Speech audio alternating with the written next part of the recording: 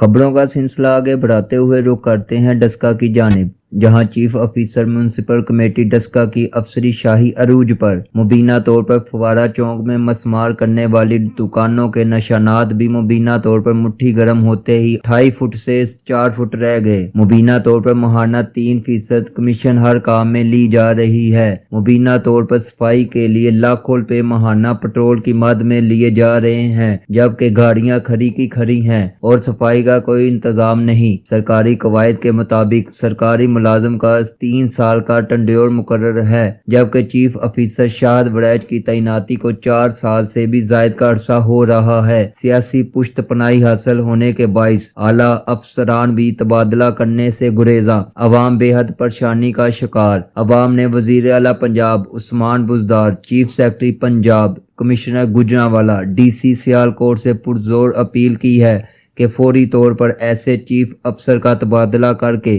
किसी जिम्मेदार ईमानदार अफसर को तैनात किया जाए, ताकि अवाम का पैसा अवाम पर ही खर्च हो सके। जी।